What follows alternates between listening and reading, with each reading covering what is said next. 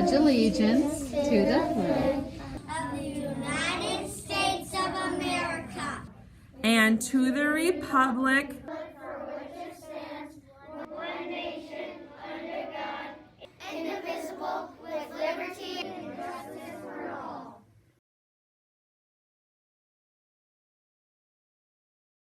Veterans Day is a time for remembrance and recognition, as we remember those who have fought and recognize those who are currently fighting for you and me, for us. To me, Veterans Day is a resemblance of our freedoms. We have freedom of speech, religion, press, assembly, and petition because of all those who have fought for our rights. The selfless love each and every one of those people have given for our country is immeasurable. So today we honor them with the same love in our hearts. Thank you, veterans. What Veterans Day means to me is to honor every veteran who sacrificed so much for so many to serve our country. Veterans Day reminds us all to remember those who never made it out of the battlefield and to show so much appreciation for those who did. Everything veterans have done for us does not go by unnoticed. Sacrificing your life and time away from loved ones truly shows how brave you are. Thank you to all veterans for fighting for our freedom and fighting for something bigger than yourself. Happy Veterans Day. Veterans Day to me is a day to recognize those who have helped and served our country. It is a special day to remember those we have lost, those who have left their families to fight for our freedoms. These brave veterans have worked hard and long to fight for me, you, and our country. We take this day to recognize and remember those who have dedicated their lives for others. So for me and our country, thank you, veterans.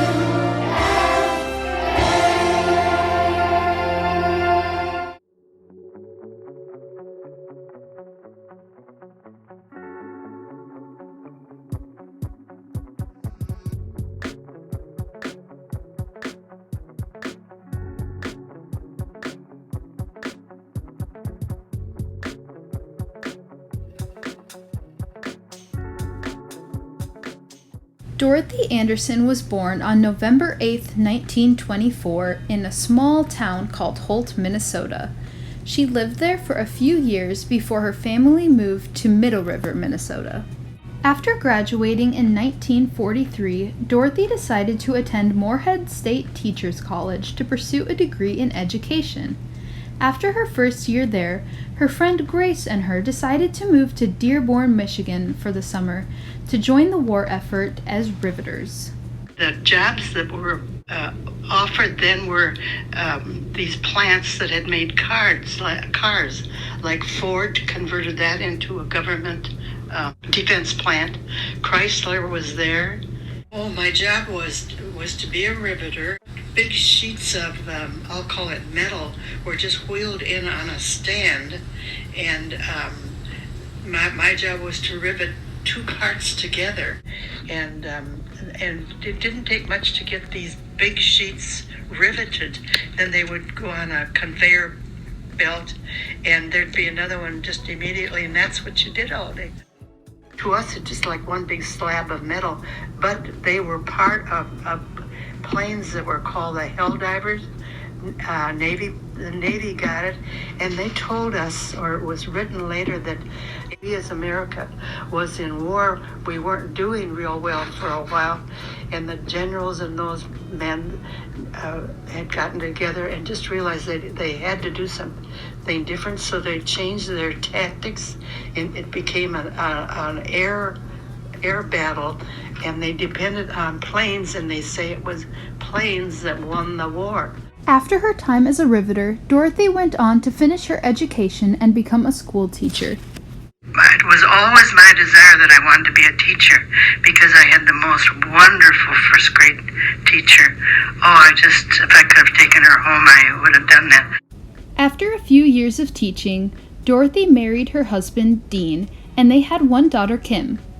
They then moved to Glenwood in 1954, where Dorothy has proudly resided for the past 66 years.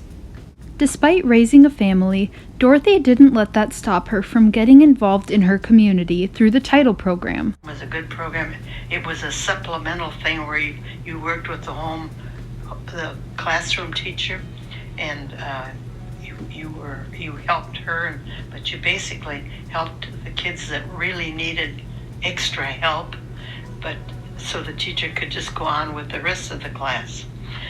And I did that for 26 years.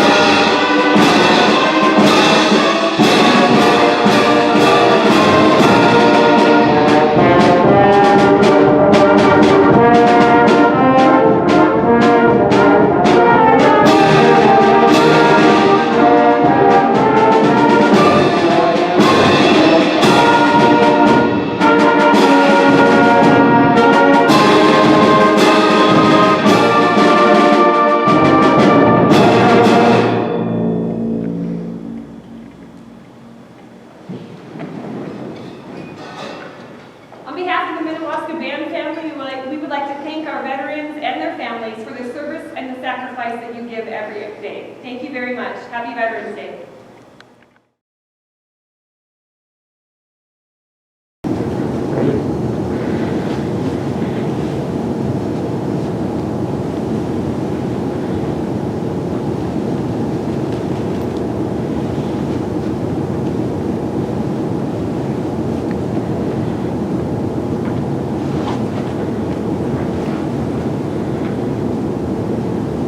The 13 stripes represent the original 13 states. The 50 stars represents the 50 United States of America. I know not what course others may take, but as for me, give me liberty or give me death. These are the times that try men's souls. The summer soldier and the sunshine patriot will, in this crisis, shrink from the service of their country, but he that stands it now deserves the love and thanks of men and women. We hold these truths to be self-evident that all men are created equal. They are endowed by their Creator with certain unalienable rights. Among these are life, liberty, and pursuit of happiness.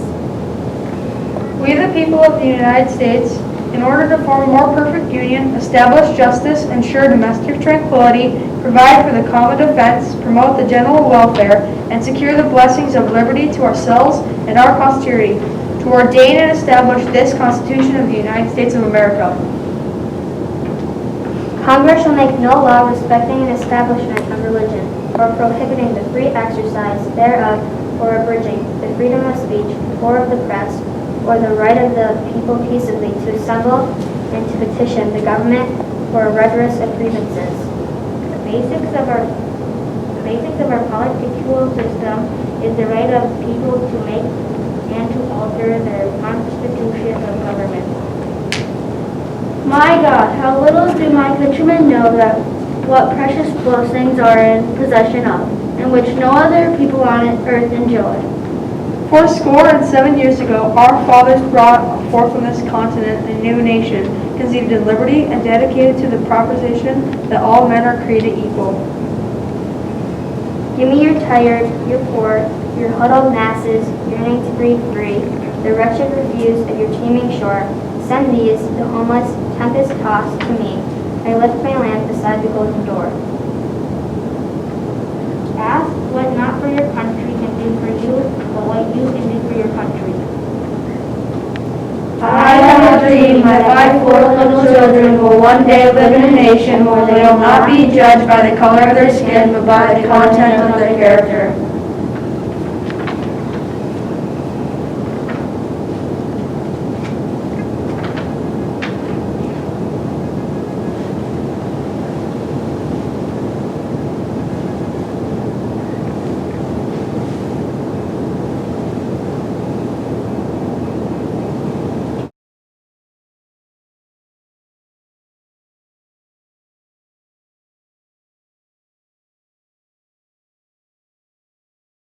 Good morning, Lakers from Djibouti, Africa.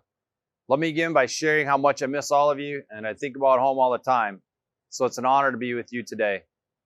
Also, a very special hello to my son Nate and daughters Rachel, Clara, and Catherine, who I haven't seen since June and won't until I get home in May. I really miss you and love you. Also, to the many of you that I've had an honor to get to know, especially those special people in the district office, our school leaders, and all the staff that are working tirelessly to provide the best learning possible during the COVID-19 pandemic. I cannot thank all of you enough for all the hard work you're doing to make the best out of a very tough situation. And then finally, to all my wrestlers I won't get to be with in a couple of weeks, make me proud this winter, boys. Now to our special guests, the active, inactive, or retired veterans and their family members gathered virtually from around the world. On behalf of myself, the board, and our entire Laker family, thank you for your sacrifice and your service to our country. And for those that don't know me, my name is Lieutenant Colonel Chip Rankin. I'm currently serving in Africa as the commander of Task Force Bayonet, an exceptional group of 950 plus Americans, with the majority from Minnesota, Iowa, and Illinois, who left our homes on June 1st when we reported for training and arrived in Africa in July. We're currently spread across Eastern Africa in the countries of Djibouti, Somalia, and Kenya. Just like you, COVID has made our job even harder as we protect ourselves and all the different people from all over the world we work with. In fact, we work with people from Great Britain, France, Japan, Italy, Uganda, Kenya, Somalia, just to mention a few. We have a diverse set of missions from security of the airfields and infrastructure supporting military peacekeeping operations and support of Operation Enduring Freedom. Also, I normally have the distinct honor of serving as the superintendent of this great school district. However, this year I cannot thank Mr. Ellingworth enough for his leadership and for our awesome school district. And I'd be remiss if I didn't thank the board and admin for all their hard work while I'm gone serving our country.